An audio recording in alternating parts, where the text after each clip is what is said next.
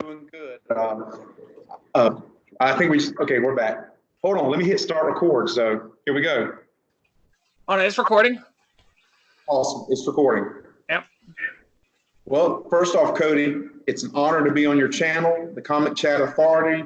Fan, I think you're great. I love your passion. I love that you constantly out reaching out amongst the fans. So, hey, man, this is the first ever interview from Safe Toys. I've interviewed other people, but never been interviewed. So, such an honor for it to be here and now. It was really awesome. Right. Well, thank you. Maybe later down the road, you can interview me. Absolutely. Absolutely. Got a lot of great things coming up this year. So. All right. Yeah. Tell us a little bit about what you do on your channel.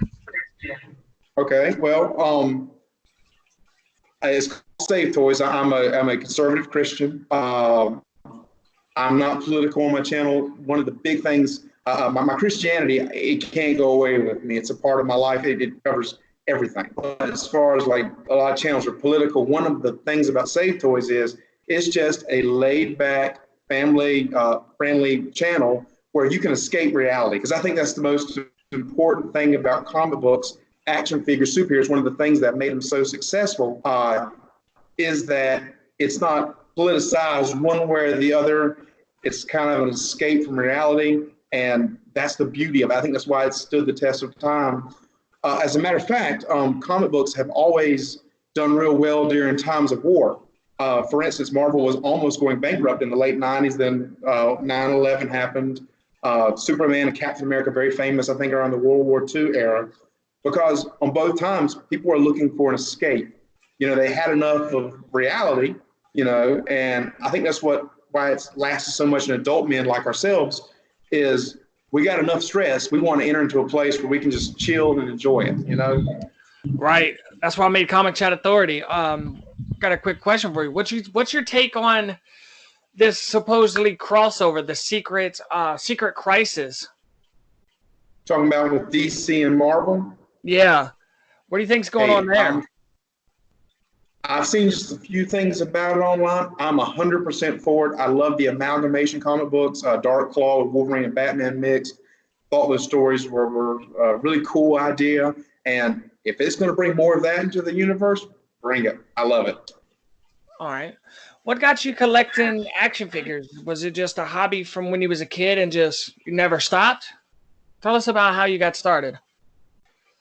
Yeah, kid. It was He-Man. I had Castle, Grayskull, He-Man, Battle Cat, Panther, Skeletor. And where I get the name from is, okay, years ago growing up, I am a conservative Christian, but I don't, what's the word? I stick with the Bible, not tradition sometimes. Always, the Bible's first, tradition afterwards. And growing up as a kid in the 80s, Christians were like, He-Man's evil, Ninja Turtles were evil, Smurfs were evil, everything was evil. And so as a kid, when I heard that, my simple childlike mind was simple. I lined up all my He-Man on my bed. I'm like 6, 7 years old, preached to them. They all got saved. As saved was. I'm like, well, you know, hey, I'm going to love this stuff. So if you got an issue, let's build the bridge. Let's not fuss at each other. So let's figure this out. And so growing up, let me see if I can show you something very important in my collection. Let me get it out right quick. Yeah. This guy is my #1 favorite action figure. I've done several reviews on my channel on this guy. It's the 91 Toy Biz Wolverine. And I got it for Christmas. This is the exact one. I got several more since then. Got the talking one in the package, the Tiger Stripe that came out next year, and some of these in the packages. But this is my actual one I got for Christmas in 91. Is that the same exact one you've had as a kid? You've had it for 28 years? 1991, right here. That's the year I was born, so you had it. That's always as old as me. This is my #1 action figure right here. I got some other nice things, but Wolverine is my favorite Marvel character, to be sure. And guys, if you want to see more with Save Toys, I'll link his channel down in the description, and it'll be up there in the bubble so you can see this more that he's talking about. Sorry, I'm having a cough this week. No, you're fine. What what's your favorite hero to collect? Or do you just collect Definitely them all, or do you have Wolverine. like Wolverine? I like Wolverine, definitely my favorite, but the last couple of years I've been drawn more to villains. Skeletor is my absolute favorite villain. I've got several Skeletor action figures. I do a lot of reviews of his. Uh, I'm drawn to the villains. The older I get, the more I'm for some reason drawn to the villains. So Yeah, it you feels know like we the old. can relate to him a little more. You remember the old cowboy movies? You know, and they were differentiated by the white hat and the black hat. Good Right. guy, black hats have more fun. So Right, yeah. What is it about Wolverine that attracts you to keep collecting him? the perfect complete hero. He's got both offense and defense with his adamantium claws. Defense, you know, he heals up so fast. His senses kind of keep him on both sides. I mean, this outfit, the classic brown suit outfit, is the number one outfit for me. It's a really great look, especially with that mask. So he's just perfect. Whoever engineered him pulled out all the stops. Lin Wen was one of the creators, so they pulled out all the stops with him. Right, so did you like Hugh Jackman playing Wolverine? What's your thoughts on that? Oh boy, Hugh Jackman. The face, he looked just like Wolverine. The body, way too tall. Wolverine's 5'3". Wolverine's strength is his costume. And the only time we got even close to the classic brown suit was a deleted scene from, I think it was the second one. He opens a suitcase, and you see the brown suit in there. It's a deleted scene. It should have been in the movie. I wish it had been. Right, I wish Hugh Jackman would come back just to appease the fans, to take just a couple like concept photos in it, just to appease everybody. Mm-hmm. Well, there was some talks back and forth. He wanted to fight Hulk. You know, that was the first appearance of Wolverine and Incredible Hulk 181. The first full appearance. He actually was in Hulk 180 before that. But if they would give him that chance and put him in a decent suit, otherwise I'd have my doubts anybody can take his place. Right, kind of like the Joker. Hugh Jackman did such a good job of the Joker. No one else can compare. Hugh Jackman, the Joker, or No, not Hugh Jackman. Heath Ledger. Hugh Jackman. Heath Ledger? Yes, man. Yeah. Yeah. See, well, you know, with Joker, you either have it or you don't. There's a long tradition of really good people like Jack Nicholson. That's Batman from that 1989. It's my favorite Batman. So Jack Nicholson, Heath Ledger. Fun story about him. I used to work at a casket factory in North Carolina, it's my home state, and they actually made the casket for Heath Ledger just about 6 months before I got there. Started working there, but they made his casket there. But I really like Joaquin Phoenix. Excuse me. I got some thoughts on that. Maybe we can talk about later on that. I have some really good thoughts on that movie. It was a wonderful movie. Yeah, weird. See, that's the downside about the Joker is he doesn't have an origin. So when they try to do an origin story, people get upset. Because I've heard mixed reviews about the Joker. I honestly went into it with the mindset of the Joker in the comic books like that, but it was nothing like that. My girlfriend that you talked to before we started filming absolutely loved the movie. I couldn't get into it. What's your opinion on it? Did you hate it or See, I love it? had the opposite. I loved it. I thought, as far as films go, I thought it was me and your generation's Gone with the Wind or Sound of Music. Like, Right. if you took it out of the DC universe, it was such a work of art that 50 years from now, our generation, that'll be their Gone with the Wind, Sound of Music. They'll look back and say, man, that was a classic, like Jaws. In the DC continuity, be honest with you, I felt like you could end Joaquin Phoenix's performance, and that would have been a backstory for Heath Ledger. I thought the insanity and the devil may care attitude, like give him 20 years, 30 years, it would have been the Heath Ledger one, just the absolute insanity. It was beautiful. It was beautiful. Opposite reaction with my wife. She said no. She did not like that movie. I took her to see it. She said, no, man, that's too dark. She's a counselor, so she was like, man, this is way too dark. So, Right. but I loved it. All right. So if we could get a Wolverine versus Hulk movie, what two actors do you want to play it? Do you want Hugh Jackman and Mark Ruffalo? Absolutely. Once you've been branded in a role, it messes with the fans' heads. That's where DC is. DC is a great company, but their movies, that's where they just can't get a hold on it. Marvel took people, developed people. It took 10 years. And Marvel Comics has a history of doing the same thing with their books, taking years to create the same story. DC, great movies, but they rush it. And then they lose actors. Who's the next Batman? I mean, it's a joke at this point, you know? Right. Right. No, I believe the, what's his name? Patterson? Yeah. Yeah, Robert Patterson. I think he might be the one that actually gives us the good, dark, detective, gritty Batman. And if they can just build off of that, they might have it. But they need to slow down, like you said. They put too much in Batman versus Superman. They had Batman, Wonder Woman. They had the whole Justice League. Yeah, Doomsday cameo at the very end. You know, and I 100% agree with you. I think Michael Keaton's my Batman. Always going to be. That's my generation. But I think any one of those Batman, other than Batman Returns and Batman Forever, they need to be done away with. But any of the other Batmans that played it, if you just kept with that one guy, they all did great. It's just that when the character's ever changing, it makes me think, man, maybe DC should offer them more money or work with them. Keep this thing going. They need a consistency. That's what the fans need, and that's what I'm scared about. To be honest with you, with Wolverine, if they go with someone else, we're so glued on Hugh Jackman being it. I just don't know. I'm going to be honest. Yeah. And one thing that Marvel does too, when they change, like when they get a character in the movies, they start changing the comic book characters. Well, like they start changing the comic book characters to look like the person in the movie. Have you noticed that? Yep. They did that with Sam Jackson as Nick Fury. Right. So yeah, they've done that with several people. So how do you feel about that?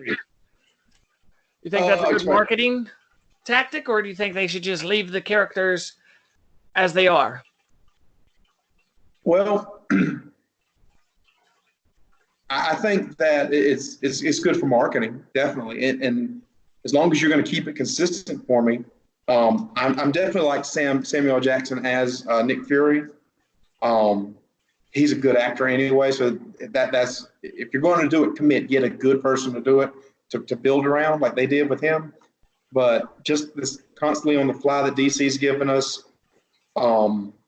it's hard to rally behind something that time you really dig into it, it changes. Like with Ben Affleck with Batman, didn't think he could do it. I'm that one person in the United States that thought him as Daredevil was great years ago.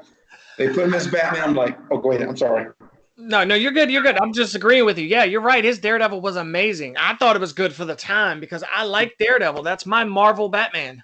I think they should switch names. I think Daredevil should be Batman and Batman should be Daredevil. And I think you said something vitally important to the conversation there for its time. I use that phrase on my channel from time to time. Everything has to be kind of viewed for that. For instance, let me pull this guy back. Now, obviously, I've got some nicer Marvel Legends Wolverines in this suit, a lot nicer. But so this one really can't compare to that one. But if you look at it through its time frame and nostalgia, this is an excellent figure. Same thing with comic books and movies. You know, you had that spot on when you said for its time, everything has to be looked at through that. I absolutely loved that Daredevil movie. Then they played off of it and came out with Elektra. Yep. I loved it when I was a kid because I didn't know anything about Elektra until I seen that movie, and I was like, oh wow, taught me a little bit about her and Bullseye and just everything that Elektra had going on. Yeah, absolutely. I'm with you. It was very iconic. One last question, then I think we're going to wrap it up. What do you think about this whole Batman 98 that people's going crazy over? I really don't know what that is, to be honest with you. I haven't kept up with the storyline, so hey, I ain't gonna lie to you, so. All right, well, we'll change the question. Is there any comic books that you're currently reading? I'm ashamed to say no. It takes so much collecting figures and movies. I'm a dad of 2 kids. I got 1 kid in college and a 2-year-old. So I Oh, got wow. such a wide variety. So I put a lot into this, but I, I'm a visual learner. I do have some comics in my collection, and I had them growing up, of course. I do more with Wikipedia, learning about them, movies, things like that. So hey, I ain't gonna lie to you, no matter what question you ask, but I do love comics. I've got several #1 issues and things like that. But yeah, storylines. We think of some good storylines that I used to read a lot on my phone. Being on I am an EMT, like we said off the record. When you're busy, at late at night or something, on your phone. I used to have quite a collection of comic books. Then I get continually busy, but I go over the storylines as a kid that I was ensconced in. One thing you said earlier that I really liked about the Joker and Wolverine. I kind of compare him to the Joker in the fact that I think what made those characters great is back in the 90s, the X-Men cartoon. I grew up loving that. Wolverine's history was at that time very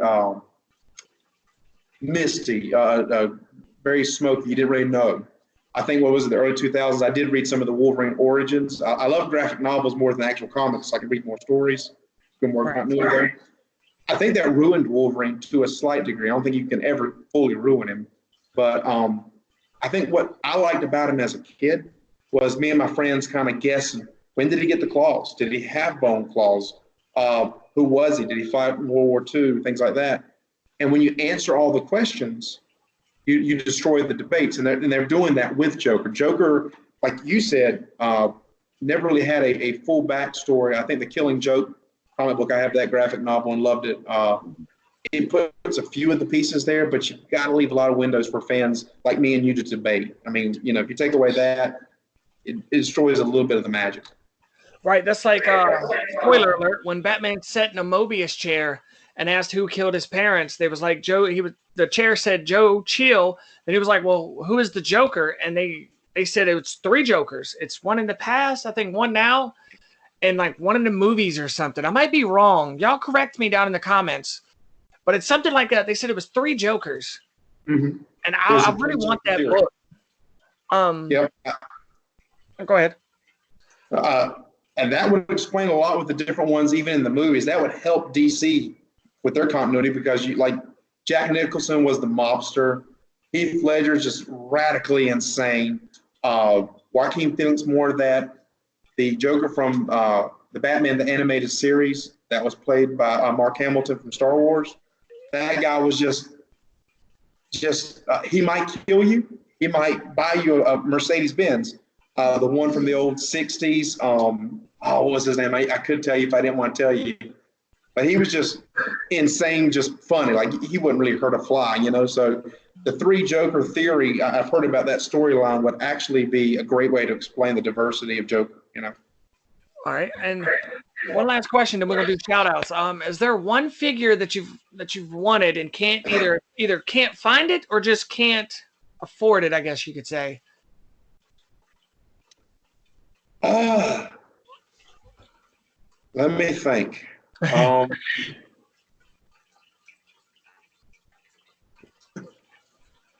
can't think of one offhand. I try to, if I see one, I try to save and put back and see what I can do by getting it. I have donors on my channel, people from my Patreon that I created on Facebook. I have a private channel for those that have donated because it does get expensive keeping this channel going. So, anything skeletal, maybe from the classics lines. I'm a big Panther fan, Team Panther. That one's about $250. I can't touch it. So. All right. Well, do you have any shout outs and tell everybody where they can find you? Tell us your social medias. Check us out on YouTube at the Save Toys channel. Like and subscribe. Check us out on Facebook, Travis Housley and Save Toys. Big shout out to one of my sister channels, the Forgiven Sinner Band. They're a heavy metal Christian band group that are really on the rise. And they and I have actually got coming up a co-episode that I filmed back in Thanksgiving. And I wasn't able to air, but it's going to air. And shout out to you guys and Comic Chat Authority. This is a flipping honor, man. I mean, dude, your energy, man, it's phenomenal. And like I said, one of the areas that I want to do more of is like communicate with the fans on Facebook. You are constantly like jumping into their world, and you're on the rise, man. That's my feelings about you. So keep up the good work. Keep our niche alive. You know. Yeah, well, thank you, Travis. It was great having you. It was a pleasure having you too, man. Yes, sir. We look forward to seeing you. We'll try to work out an interview coming up in the next few months or so as I get this thing relaunched. All right, sounds good, man. All right, hey, I close out all my episodes of Save Toys since the beginning about 2 years ago. If you like it, collect it. That's our All right. catchphrase. I like it.